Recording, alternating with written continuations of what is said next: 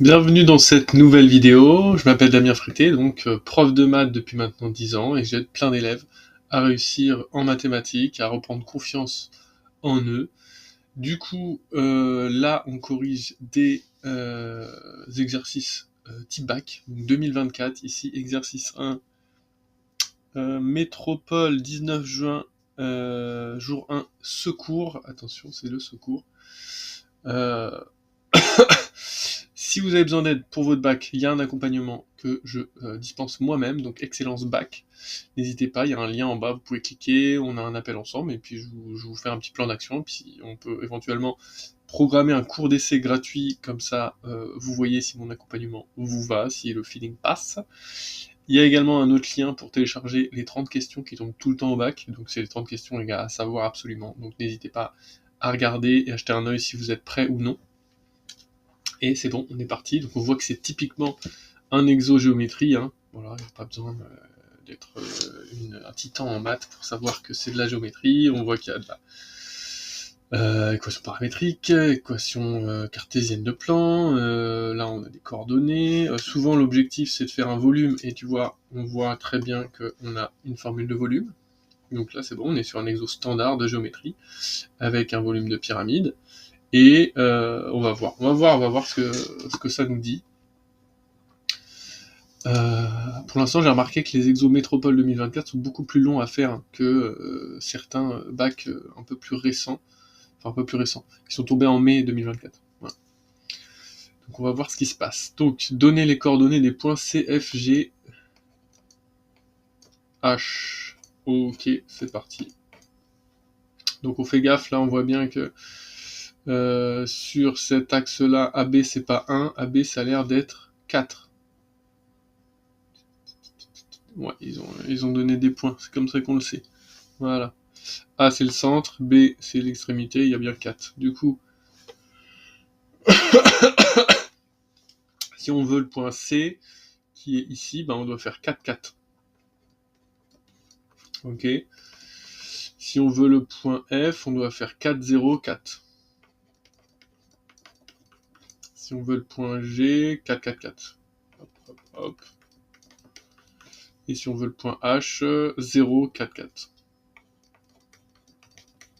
C'est bateau là pour l'instant. On considère le point I milieu de EF. I milieu de EF, ok ça marche, c'est cool. Montrer qu'une représentation paramétrique de IC est donnée par, donc IC c'est une droite. Du coup, si on veut vérifier que ça c'est une équation paramétrique de IC, on peut remplacer I et C, I par X, Y, Z par les coordonnées de I et X, Y, Z par les coordonnées de C, et on voit si ça fonctionne. Ou sinon, on crée une autre droite avec le vecteur IC. Voilà. Moi, je vais faire, tiens, pour une fois, je vais faire remplacer les points. Donc, I, c'est 2, 0, 4. Ok. 2, 0, 4. Est-ce que 2, 0, 4, quand je résous ce système, ça me donne les mêmes valeurs de T au 3. Vérifions. Ok, donc là, je passe le 2 ici, ça me fait moins 2, ça fait 0, donc T égale 0. Techniquement, T égale 0 aussi, ici, c'est bon. Et ici, je passe le 4 de l'autre côté, ça me fait 0. T égale 0. Donc là, c'est bon pour I. Maintenant, je vérifie pour le point C. C, on a dit que c'était 4, 4, 0. Donc je fais 4, 4, 0, et je vérifie que ça marche. Hop là. Donc 2 plus 2T, 4T, 4 moins 4T. Il faut que j'obtienne T partout pareil. Hein. Donc je passe le 2 ici, ça me fait 2. Divisé par 2, ça fait 1. T égale 1. Là, je divise par 4, T égale 1. Et là, je passe le 4, ça me fait moins 4. Divisé par moins 4, ça fait T égale 1. C'est bon. Donc ça, c'est bien une représentation de la droite IC. Car C et I appartiennent à cette droite. On désigne P le plan orthogonal à la droite IC, passant par le point G. Ok, d'accord. Donc P, c'est un plan qui est orthogonal à IC. Ça veut dire que je fais mon plan. Je vais en faire un mieux. Hop, hop, hop. Et il y a une droite qui passe de façon orthogonale. Ok. C'est la droite IC. Ça veut dire que le vecteur directeur IC, vecteurs directeurs de cette droite, un des vecteurs directeurs, celui qu'on veut, on s'en fout, tous les vecteurs directeurs même, et ils sont normaux au plan. Donc ça veut dire que tous les vecteurs directeurs de la droite sont des vecteurs normaux au plan. Donc ça veut dire qu'on peut les utiliser comme, vous savez, on a le plan, c'est AB, CZ plus D égale 0. Là, ABC, c'est les coordonnées d'un vecteur normal du plan.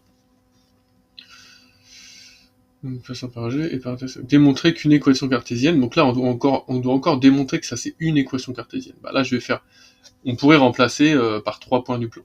Là, ce que je vais faire, c'est que je vais tout simplement faire, comment on dit, utiliser un vecteur normal de cette droite, qui est 2, 4, enfin un vecteur directeur de cette droite, qui est le vecteur normal de mon plan P. Donc 2, 4, moins 4.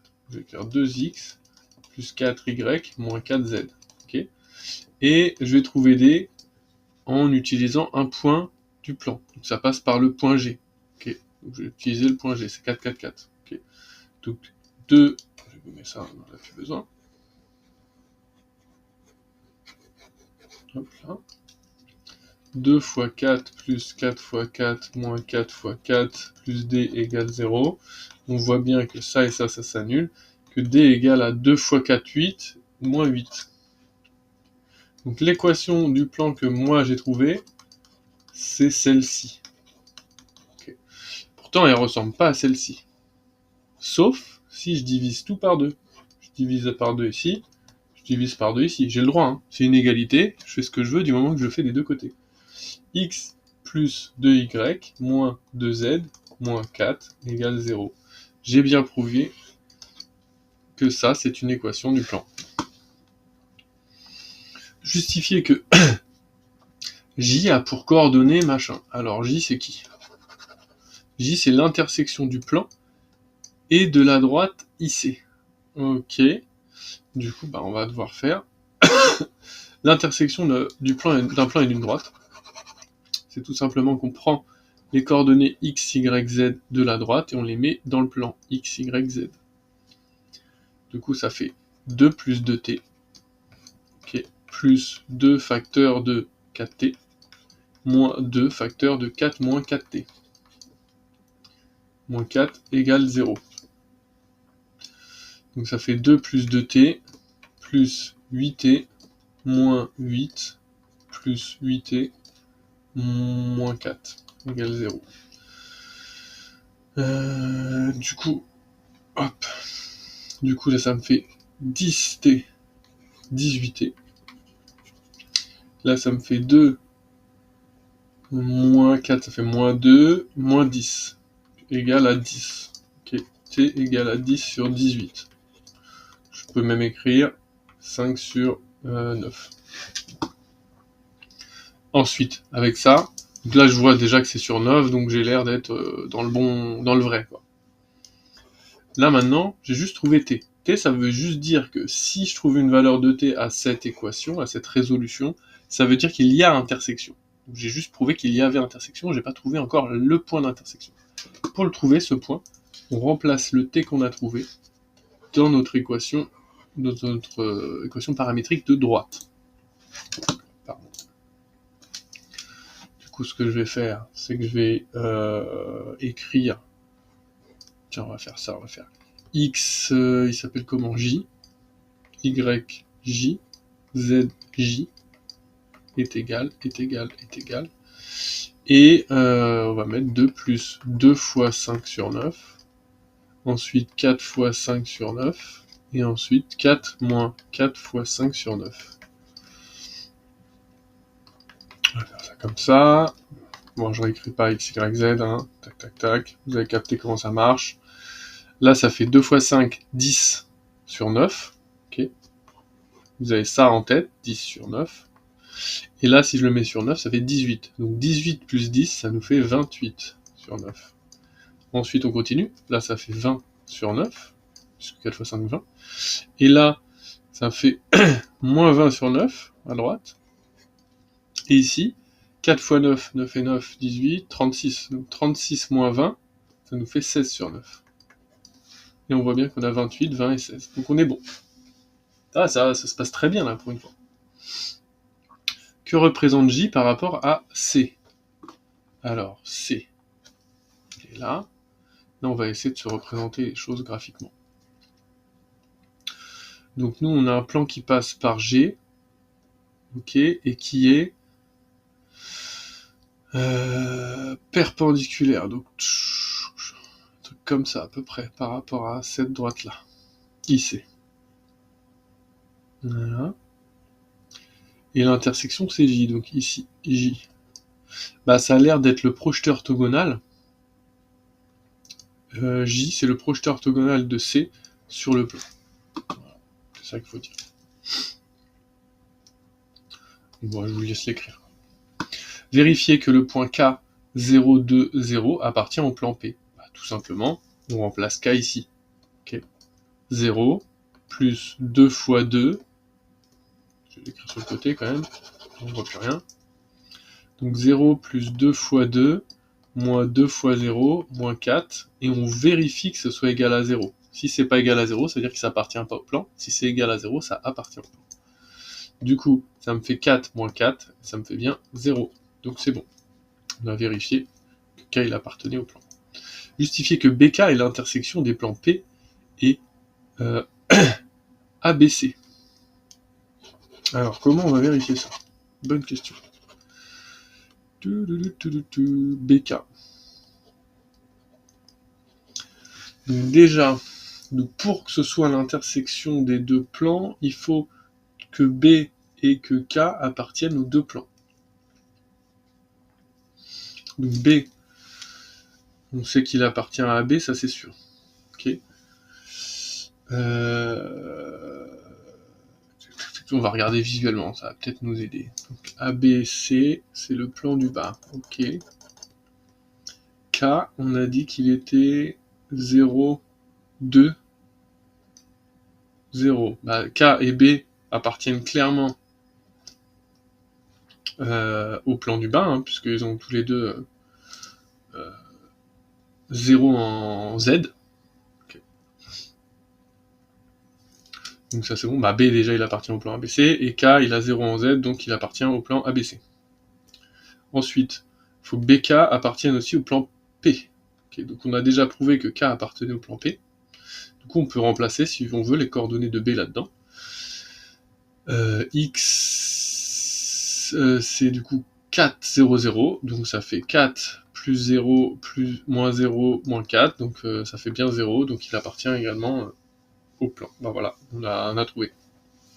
On peut aussi prouver que les deux plans ne sont pas confondus, voilà, parce que le seul cas qui serait contradictoire, ça serait que les deux points appartiennent aux deux plans, mais que les deux plans soient confondus. Nous, on veut qu'ils soient pas confondus, comme ça, quand ils se coupent, ça forme bien une droite. Okay. Du coup, pour montrer qu'ils sont pas confondus, bah, on pourrait prendre deux vecteurs, le vecteur normal de chacun des plans, sachant qu'on en a plein, hein, parce que pour lui, un vecteur normal, ce serait 1, 2, moins 2. 1, 2, moins 2. Okay. On va appeler N1. Okay. Et pour ABC, bah, c'est tous les vecteurs, vous voyez, là par exemple, c'est toutes les arêtes des côtés du cube. Ils sont tous normaux, par nature, par propriété géométrique, qui sont tous normaux à ça. Donc par exemple, on peut prendre le vecteur AE. Okay. Donc le vecteur AE, il a quoi comme déplacement? Il a juste 4 vers le 4 vers Z. 0, 0, 4. Ok. Et bah, si ces vecteurs normaux, si les trucs ils sont confondus, c'est-à-dire que les vecteurs normaux ils sont parallèles. Okay. Si ils sont pas confondus, c'est-à-dire que les vecteurs normaux ils sont pas parallèles. Okay. Donc pas collinéaires plutôt. Du coup, bah là on voit très bien que si je fais fois moins 2, j'obtiens 4, mais là quand je fais fois moins 2, ça marche pas pour ça. C'est-à-dire que les coordonnées sont pas proportionnelles, les vecteurs ne sont pas collinéaires, donc les plans ne sont pas confondus. Voilà.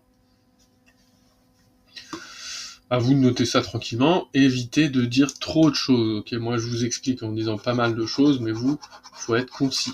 Vous mettez juste l'information machin n'est pas machin, truc est comme ça, donc voilà, c'est fini. Comme une liste, vous faites comme une liste d'infos. Maintenant, on va parler du volume. Donc on rappelle que le volume d'une pyramide, c'est ça. Voilà. Déterminer le volume de la pyramide. C'est BKG. C'est BKG. Je crois que j'ai même pas mis K. Ah, il est là, ils l'ont mis. C'est BKG, là, voilà. Boum, boum, boum. Là, il y a J.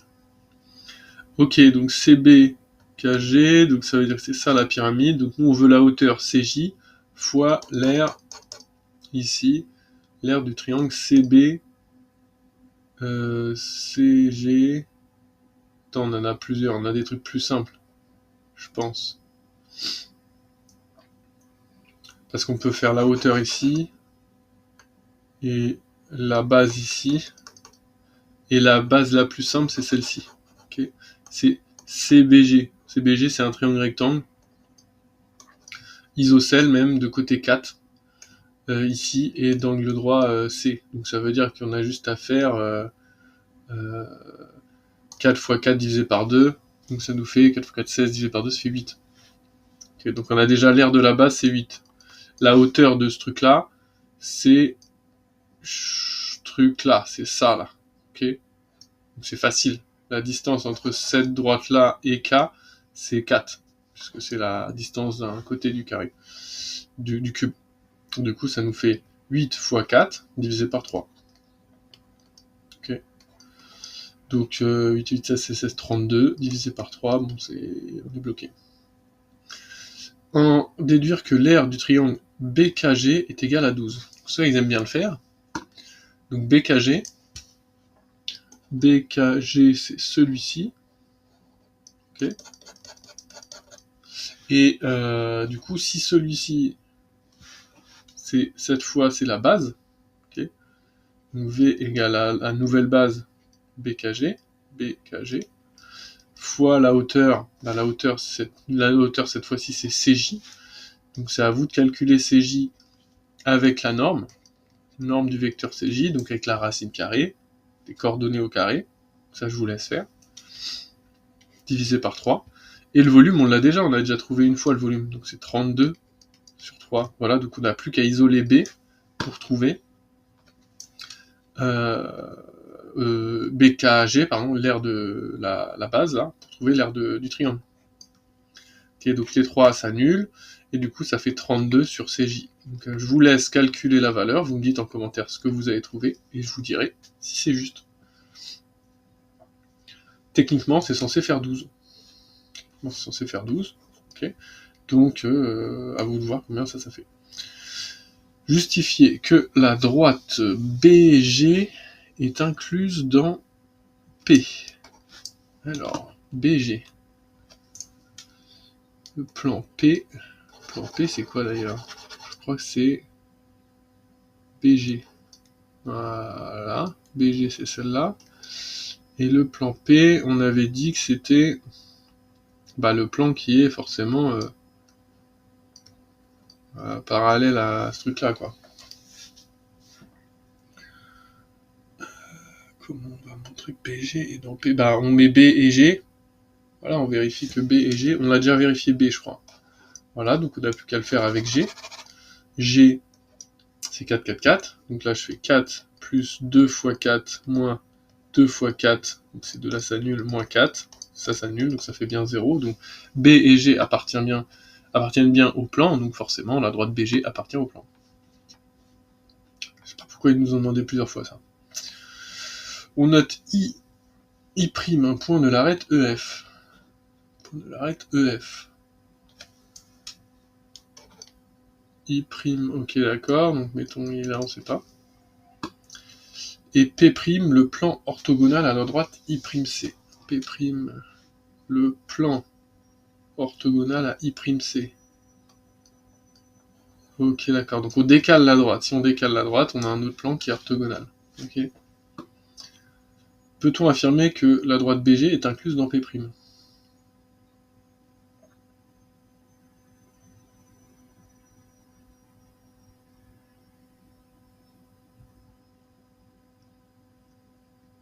Waouh.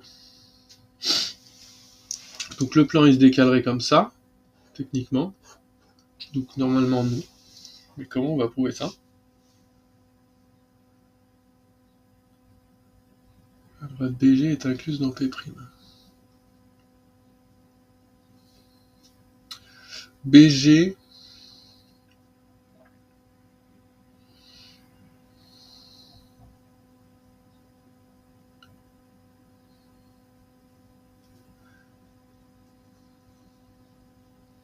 P', tout ce qu'on sait, c'est qu'il est orthogonal à I'C. Ok, d'accord. Donc le mieux pour montrer que ça marche pas, c'est de trouver un contre-exemple. Donc soit vous faites tout simplement, vous créez un plan P'. Supposons que I' est, mettons, tu le mets, tu peux le mettre ici. Tu peux le mettre ici à 1. Ok, 1, 0, 1, 0, 4 de coordonnées. Tu mets à 1, 0, 4. Avec I'C, tu calcules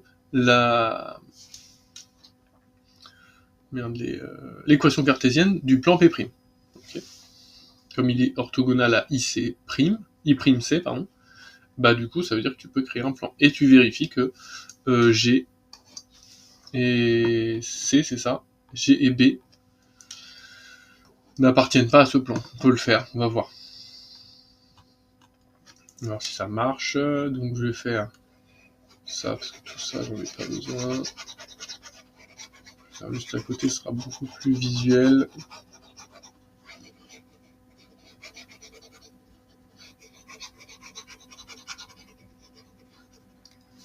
Alors,